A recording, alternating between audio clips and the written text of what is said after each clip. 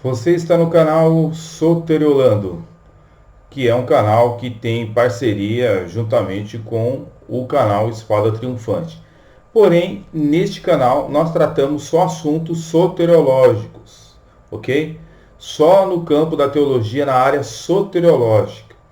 Analisando livros, analisando vídeos pela internet, ou seja, fazendo uma varredura naquilo que temos tempo, né, disponível para poder analisar vídeos, escritos, artigos e tudo que envolve a área soteriológica. Bem, estamos tratando nesta série de vídeos sobre Judas Iscariotes e nós vamos falar especificamente neste vídeo sobre a sua avareza, a avareza de Judas Iscariotes. Bem, nós, quando estudamos a vida de Judas Iscariotes, começamos a prestar atenção que era um homem comum, como os demais apóstolos, entretanto, deu lugar, né, o seu coração deu lugar à avareza, deu lugar à mentira, à falácia, e cometeu o maior crime que poderia um ser humano fazer: trair o Senhor dos Exércitos. Dentro do ângulo da avareza, nós percebemos que, logo depois da ressurreição de Lázaro, e um pouco antes da entrada triunfal de Jesus em Jerusalém, Jesus e seus discípulos voltaram a Betânia, né, nas regiões ali de Jerusalém. Era ali que Lázaro havia sido ressuscitado, né, e que vivia com as suas irmãs, Marta e Maria. Jesus foi convidado para uma refeição na casa de Simão o leproso, conforme está escrito em Mateus capítulo 26, versículo 6. Seu querido amigo Lázaro estava presente juntamente com Maria e Marta, que ajudavam a servir a refeição. Bem, conforme relato no Evangelho, conforme escreveu São João, capítulo 12, versículo de 2 a 3, vamos ler o que está escrito aqui. Então Maria, tomando um aratel de ungento de nardo puro, de muito preço, ungiu os pés de Jesus e enxugou-lhes os pés com seus cabelos, e encheu-se a casa do cheiro do ungento. Então, um dos seus discípulos, Judas Iscariotes, filho de Simão, que havia de traí-lo, disse: por que não se vendeu esse ungento por 300 dinheiros e não se deu aos pobres? Então, quem visse essa atitude de Judas Iscariotes poderia falar: não, realmente o camarada, ele é um homem piedoso, né? Um homem que se preocupa com os pobres. Mas, na verdade, aqui está uma passagem das Escrituras que apresenta um homem que verdadeiramente não estava preocupado com os pobres. Ele estava preocupado com o dinheiro que entrava e certamente ele não ia roubar tanto como ele queria, se não entrasse o dinheiro estabelecido, né, naqueles dias. Bem, de qualquer forma, nós vemos aqui, esse gesto foi praticamente chocante pela extravagância, né? Não apenas foi um gesto explícito de adoração, né? Mas também teve uma aparência de desperdício. É evidente que perfumes, especialmente fragrâncias caras como aquelas, são feitos para serem usados em pequenas quantidades. Uma vez derramado o perfume, não pode ser reaproveitado. E uma vez eu perdi um perfume, caiu aqui nesse quarto aqui, rapaz, um perfume francês, mas o vidro quebrou, não há o que recuperar. O quarto aqui ficou quase um mês com aquele perfume francês, né? Mas não há como recuperar um perfume derramado. Uma vez derramado, então, o perfume, ele não pode ser reaproveitado. Derramar quase meio litro de um óleo tão caro e usá-lo para ungir os pés de alguém parecia um enorme exagero, logicamente. Mas Judas Iscariotes, um dos seus discípulos, o que estava para atraí-lo, diz a Bíblia aqui, disse, olha, por que não se vende por 300 denários e não se dá aos pobres? Versos 4 e 5 de João capítulo 12.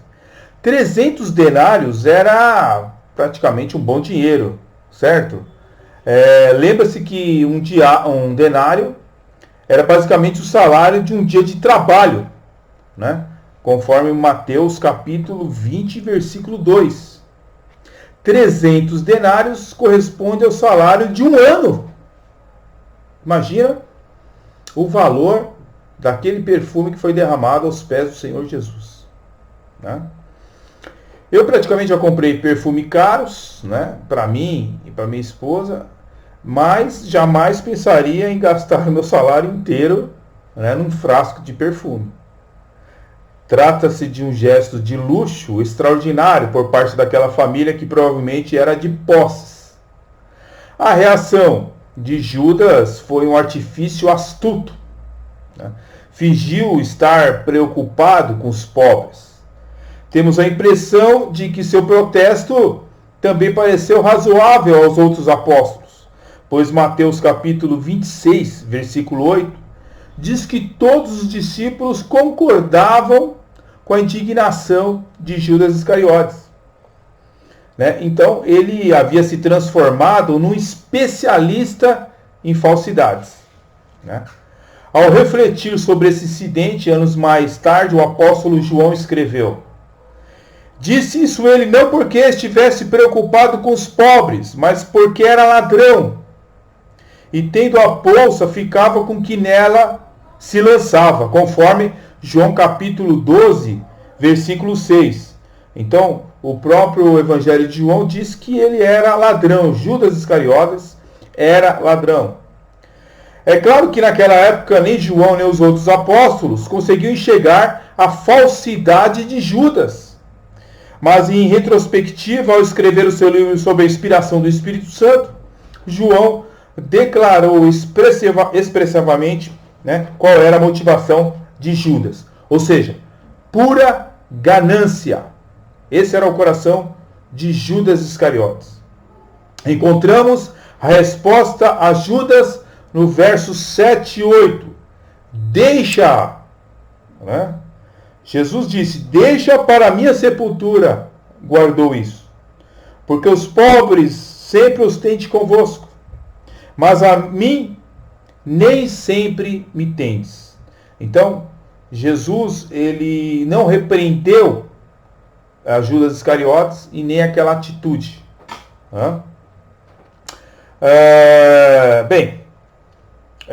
Jesus sabia perfeitamente, logicamente, conhecia o coração de Judas Iscariotes e sabia que realmente, de fato, ele não estava preocupado com a obra de Deus coisíssima nenhuma, né? De qualquer modo, a sua terna repreensão parece ter causado ainda mais ressentimento em Judas Iscariotes. Ele não se arrependeu, nem sequer examinou o seu próprio coração. Na verdade, esse episódio parece ter servido como ponto crítico para Judas Iscariotes. 300 denários teriam sido uma quantidade considerável para praticamente se acrescentar ao tesouro, oferecendo uma oportunidade perfeita para Judas embolsar boa parte do dinheiro. Bem, por causa da disposição de Jesus de receber uma adoração tão extravagante, Judas perdeu uma excelente oportunidade de estelionatário. Bem, no que se refere a Judas, temos a impressão de que essa foi a gota d'água, pois logo depois de narrar a história da unção de Cristo, Mateus diz, então um dos 12, chamado Judas Iscariotes, indo ter com os principais sacerdotes, propôs, que me queres dar, eu vou-lhe entregarei, e pagarei 30 moedas de prata. E nesse momento em diante buscava ele uma boa ocasião para entregar o Senhor Jesus, conforme Mateus capítulo 26, versículo 14 a 16. Ele saiu assim de uma maneira bem sem ninguém ver ali, de Betânia. Andou cerca de 2,5 km até Jerusalém.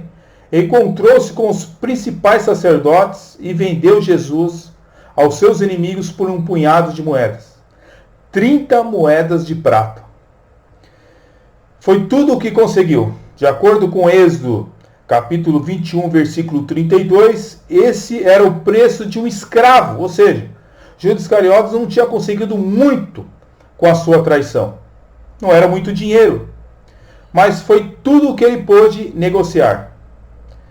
O contraste praticamente é assustador. Nosso Senhor é um tempo ungido com amor, né? Um amor inexprimível de Maria, e traído com ódio inexprimível de Judas Iscariotes.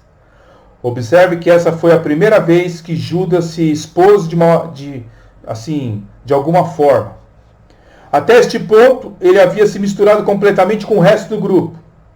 Esse é o primeiro registro de Judas falando como indivíduo e é a primeira vez que mereceu uma repreensão direta de Cristo. Ao que parece, isso foi tudo o que ele precisou para levá-lo à traição. Havia reprimido sua amargura e desilusão, e quando não aguentou mais, depois desse ato de Jesus, isso transbordou em forma de uma traição secreta.